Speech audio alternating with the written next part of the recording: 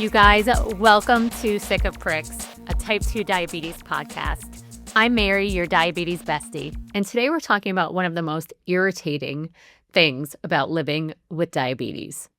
Any kind of diabetes, honestly. It's why is this crap so unpredictable? And I'm kind of going through this right now in my own diabetes management, so I wanted to create this episode as much for me as it is for you, to remind myself that I can only control so much. There are days, I swear, when managing diabetes does not feel like science. It's more like watching a murder mystery and being a detective, and everyone has an alibi and you can't figure out who did it. It is exhausting and frustrating, and yeah, it's irritating. And I am in this spot right now where I swear if I put my CGM 3 centimeters in a different place, it's completely inaccurate. If I eat the same breakfast 3 days in a row, I get 3 different responses. If I do my injectable medicine in a different spot on my body, it works better than others. And I can't figure out how to get back to the even. I just want my graph to be even and in range, right? On my CGM. That's all I want. Is that too much to ask? I don't think so. But we're going to talk about it because that's not how it works at all. And if you are managing diabetes and you are getting numbers that don't make sense to you, this episode is for you. Okay. So like I said, you eat something on Monday, your blood sugar, beautiful. You eat the same exact thing on Wednesday and your blood sugar is like, absolutely not. Your CGM, it's like a roller coaster, okay? Was it the food? Did you take your medicine at a different time? Did you sleep badly? Are you stressed? Did you exercise too much? Not enough? Are the planets aligned? Is your sign in retrograde? Whatever. I don't even know what that means. Sometimes it's like, did someone look at me wrong and my blood sugar spiked? Like, what is happening here? We are taught when we're diagnosed that diabetes is a math problem, essentially, right? Eat this, your blood sugar does this. If your blood sugar is this, take this medication. When you take this medication, your blood sugar should do this. So any person, reasonable person would think, okay, if I do those things the way they tell me to, if I follow all the instructions, I should get predictable results. Except that's not how it works. That is not how our bodies work, and it's definitely not how diabetes works. So today we're going to talk about why blood sugar can feel completely random sometimes, what may actually be happening behind the scenes, and maybe most importantly, how to stop letting one weird number send you into full investigative mode of everything you've done in the last 24 hours, okay? Sometimes diabetes is stupid and it makes no sense. You're in the Sugar Mama Strong community or in the sisterhood. You have heard me say that to many a question that has been asked in the group. Why is this happening? Because diabetes is stupid and makes no sense. Okay, but we are going to try to break that down a little bit into some things that do make sense, okay? So let's start with food. You find a meal that works. Maybe it's your breakfast. You have eggs, toast, coffee, whatever. You eat it all the time. Your blood sugar handles it perfectly. And you think, yes, I have cracked the code. This is officially a safe breakfast. Check mark. Good job. And then one random Tuesday, you eat that exact breakfast and your blood sugar shoots up. And immediately you think, what did I do wrong? We tend to look at food like it's the only variable here. We think I ate X, therefore my blood sugar should do Y. But food is only one piece of what's happening in your body at that moment. What was your blood sugar when you first started eating? How well did you sleep? What did you eat the night before? Did you exercise yesterday? Did you exercise this morning? Are you dehydrated? Are you getting sick? Are you stressed? Did you take your medicine at exactly the same time? What are your hormones doing? How quickly did you eat? Did you walk afterwards? Did you sit on the couch afterwards? There are so many things happening in your body at the same time, which means the same meal does not necessarily enter the same environment every time you eat it. And that was something I really had to learn, because for a long time, I wanted diabetes to give me rules. Tell me what works, tell me what doesn't, give me the list, and I will follow the freaking list. But eventually, you realize there isn't one. There are patterns, absolutely. There are things that usually work. There are things that usually don't. There are very few guarantees, and that can be incredibly frustrating when you're trying really, really hard to manage this disease. The reality is that your blood sugar does not exist in a vacuum. I think sometimes we forget how much is happening inside our bodies that we don't consciously control. Stress, for example. You can eat exactly the way you normally do all day and still watch your blood sugar climb because your body is responding to stress hormones. And listen, stress doesn't always mean catastrophe is striking or that your life is falling apart. Yes, sometimes stress is obvious. You're fighting with your spouse, you worry about money, work is, overwhelming. You're sitting in traffic yelling at somebody who cut you off and they can't hear you, and you're just a mad woman or man. But sometimes your body is stressed even when your brain doesn't necessarily feel stressed. Maybe it's you didn't sleep well, or you're fighting off a cold, you had a hard workout, you're in pain, you're traveling, you're dehydrated, your routine is different. Your body notices all of that. And then your liver is like, don't worry, everyone, I have glucose, which is very thoughtful. Thank you so much for that, liver. Nobody asked. And then there's hormones. Good gracious, are there hormones? If you are a person who menstruates, you may already know exactly what I'm talking about. There are times of the month when insulin sensitivity can change.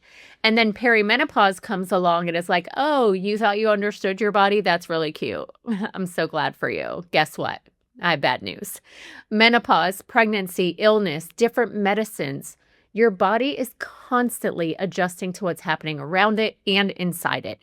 And diabetes just gets dragged along for the ride. So sometimes when your numbers look different, it isn't because you suddenly forgot how to manage your diabetes. It's that the environment changed.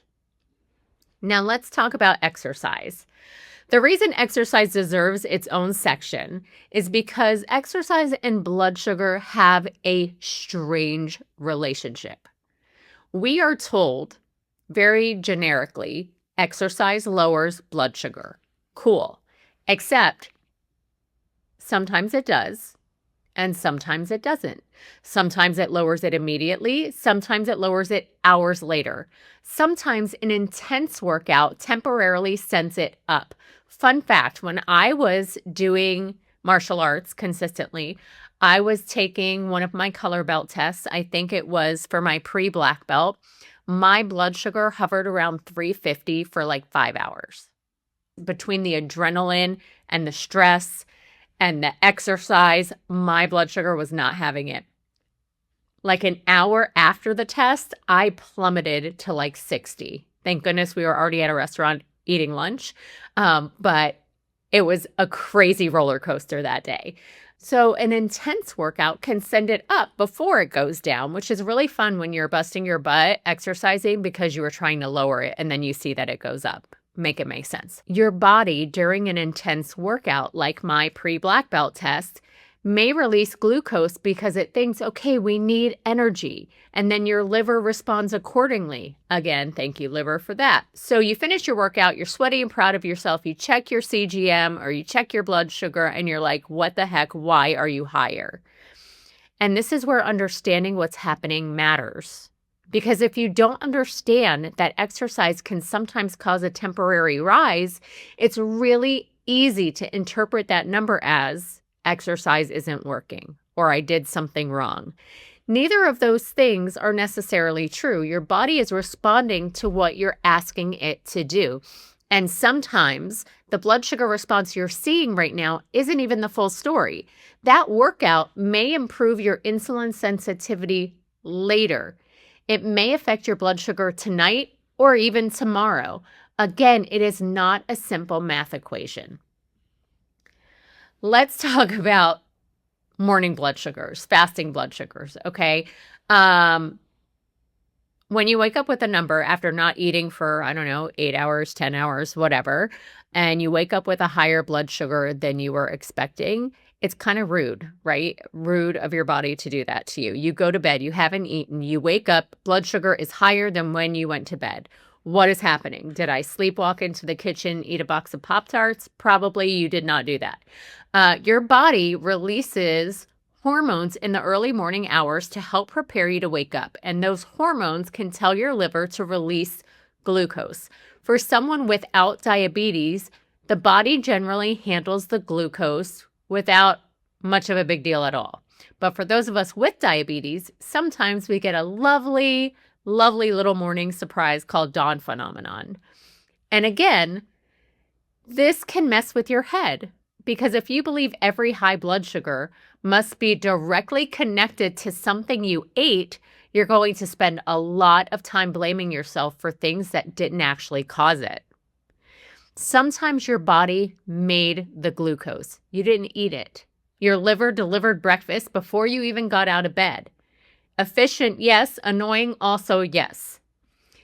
Let's talk now about CGMs. I love my CGM. It's right here under my hoodie. I love it. I genuinely think it is one of the best tools we have for understanding what's happening in our bodies. But there is a downside to having that much information. We see everything.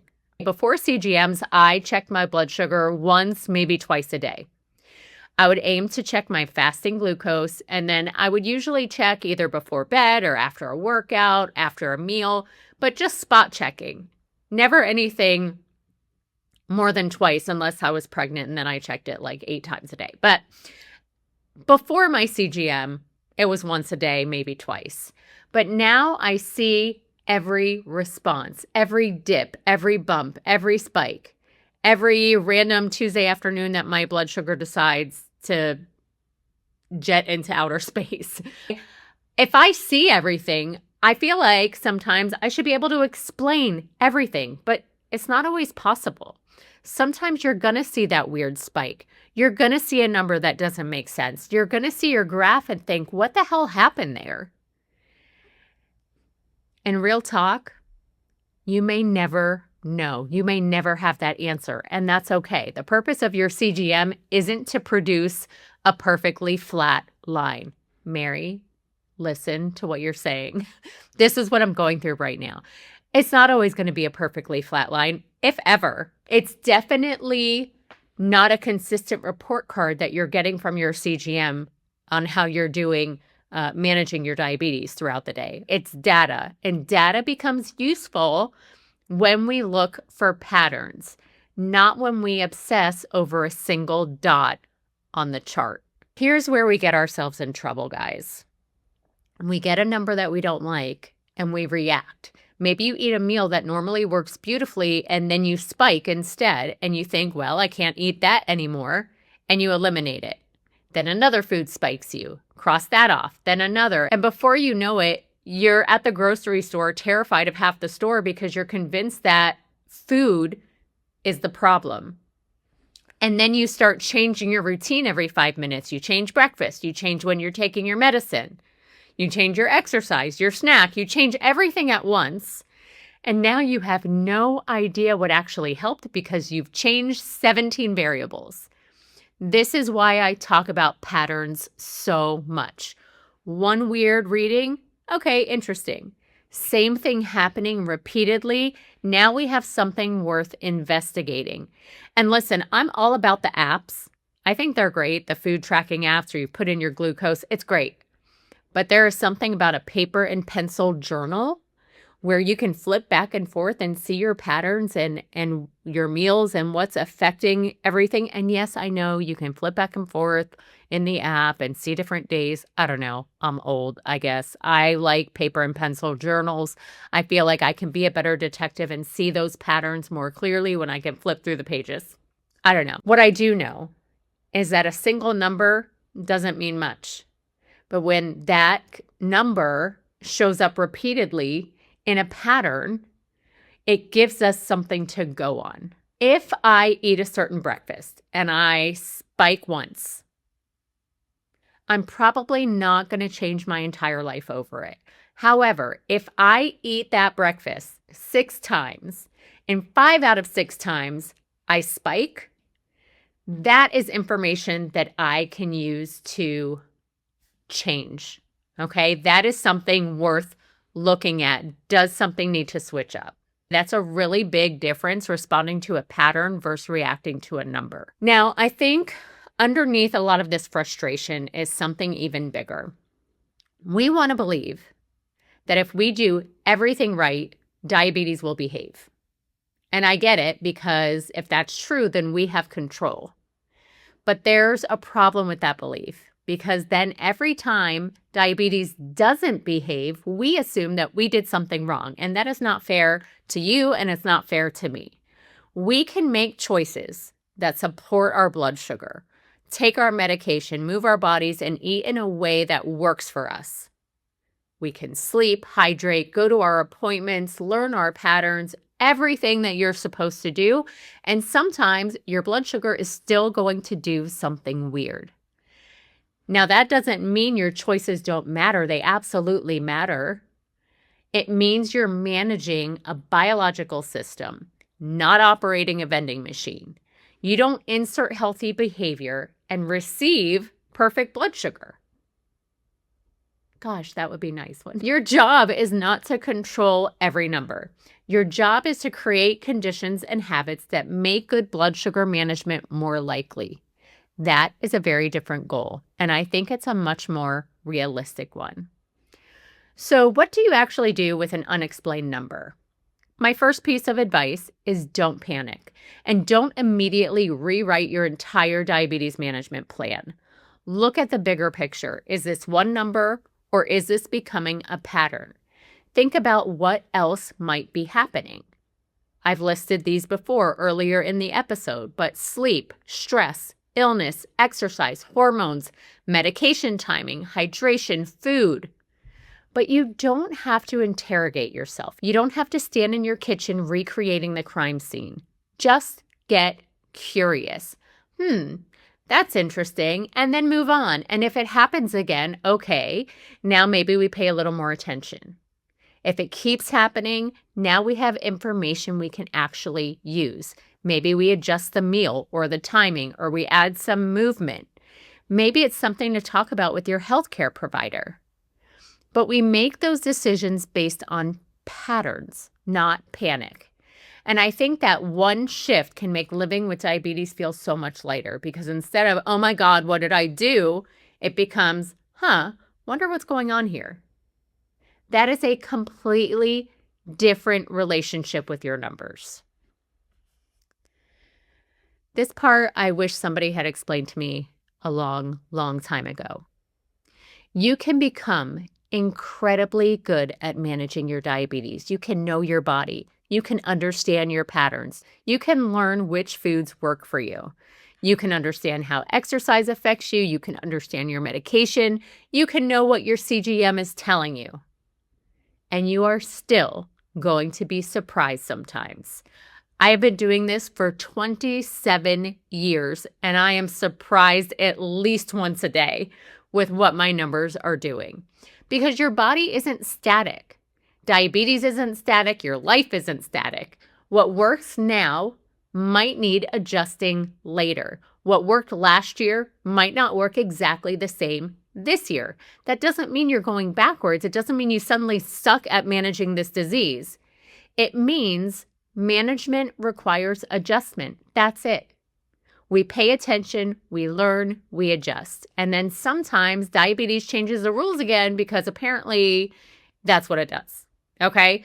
So next time you eat the same meal you've eaten 50 times and your blood sugar decides to shoot to the moon, before you start blaming yourself, remember that food is only one variable. Sleep, stress, hormones, movement, illness, medication, timing, they all matter. Your liver is constantly doing things nobody invited it to do. And sometimes there may not be a perfectly satisfying explanation. It's so annoying. But that's diabetes. The goal isn't to predict every single number. The goal is to understand your patterns well enough to make good decisions most of the time. Because diabetes management isn't about getting the exact same result every day. It's about knowing what actually works, noticing when something consistently changes, and adjusting when you need to. One weird number, not a crisis. One weird spike does not erase everything you've done right. And you do not need to solve every blood sugar mystery. Sometimes you can just look at your number, look at your meter, look at your CGM and say, well, that was weird. And then you keep going. All right, that's it for today's episode of Sick of Pricks. If you enjoyed the episode, don't forget to like, comment, and subscribe. It helps more than you know. And if you've ever thought, why did no one tell me this stuff sooner? That's exactly why I wrote my book, This Wasn't in the Pamphlet. It's real life with type 2 diabetes without the sugar coating. You can grab it on Amazon or get a signed copy from my website if you want something a little extra. And if you're ready to connect with people who actually get it, come join my Facebook community, Sugar Mama Strong. It's a safe space for support, accountability, and real conversations about health, goals, and life. You can also follow along on Facebook and Instagram for more daily motivation and updates. Everything's linked in the show notes. Thanks for listening, and I'll see you next time.